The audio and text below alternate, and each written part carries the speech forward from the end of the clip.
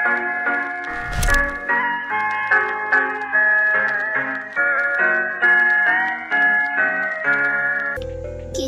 dari salah satu wali songo yaitu Sunan Giri.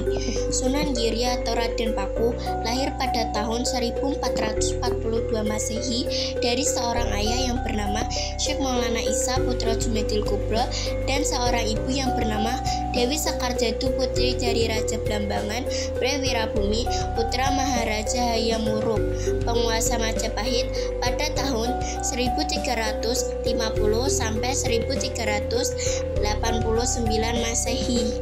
Waktu Raden Paku masih dalam kandungan ibunya, Syekh Maulana Isa diusir oleh mertuanya Prawirabumi.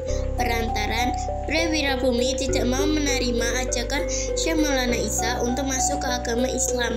Setelah kepulangan Syekh Maulana Isa ke Pasai Aceh, Dewi Sekarjatu mengalami sakit hingga wafat setelah melahirkan putranya. Selang beberapa hari, terjadilah wabah penyakit di Gresik. Prawirabumi memerintahkan agar cucunya dibuang ke laut karena dianggap mendatangkan bencana. Pada suatu hari ada awak kapal yang menemukan peti yang tersangkut di kapal berisi bayi laki-laki. Kemudian bayi laki-laki tersebut diberikan kepada pemilik kapal, seorang saudagar kaya raya bernama Nyi Ageng Pinati.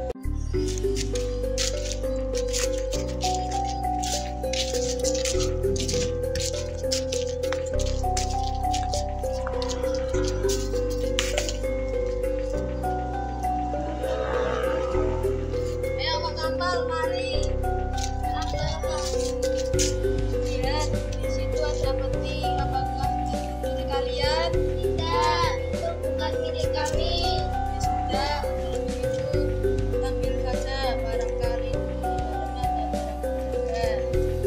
Baiklah, akan kami ambil.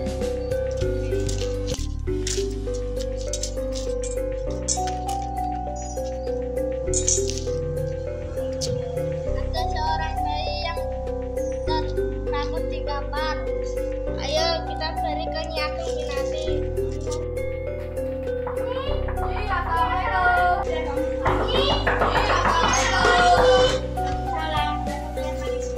Kami menemukan peti berisi bayi laki-laki tersangkut di kapal. Insya Allah itu sekali bayi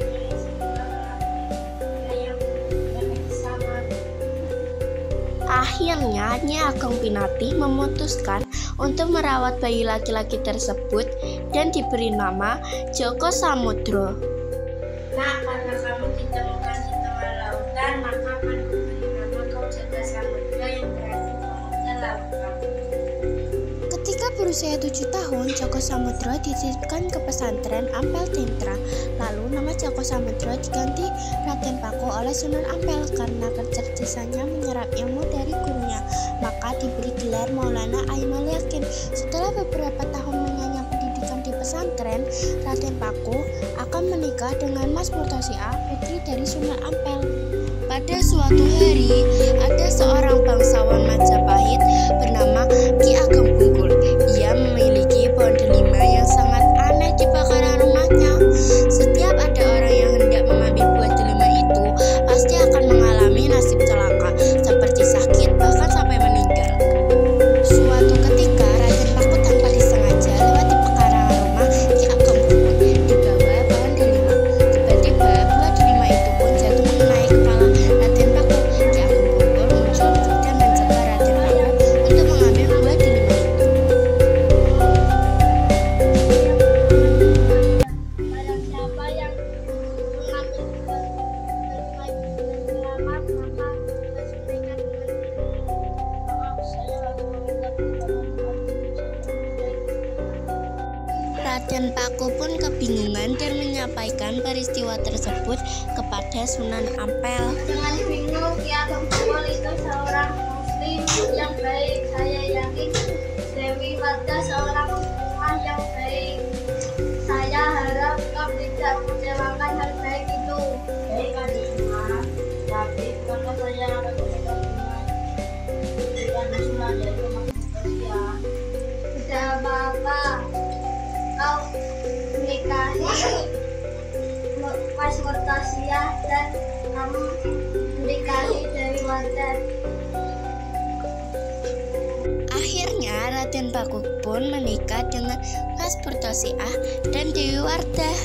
Dan kawinkan Raden Paku dengan Mas Purtosiah dengan serangan alat sholat dibayar tunai. Saya terima nikahnya dengan Mas Purtosiah dengan serangan alat sholat dibayar tunai. Bagaimana para saksi? Sah. Bismillahirrahmanirrahim. Saya nikahkan dan kawinkan Raden Paku dengan Dewi Wardah dengan seperangkat alat sholat dibayar tunai. Saya terima nikahnya dengan Dewi Wardah dengan seperangkat alat sholat dibayar tunai. Bagaimana para saksi? Sah. Itulah lika-liku kehidupan Raden Paku yang menikah 1 hari 2 kali setelah menjadi menantu Sunan Ampel, kemudian menjadi menantu Ki Ageng Bungkul. Lalu setelah Raden Paku menikah, Raden Paku menyebarkan Islam dengan cara mengenalkan permainan-permainan dan tembang-tembang seperti jelungan, jamuran, gendi gerit, jor, gula ganti, padang wulan, dan coblak-coblak suung. Kedatangan permainan dan tembang-tembang di tengah masyarakat dengan cara-cara unik memanfaatkan seni lokal yang menarik simpati dari berbagai usia menjadikan Islam semakin meluas.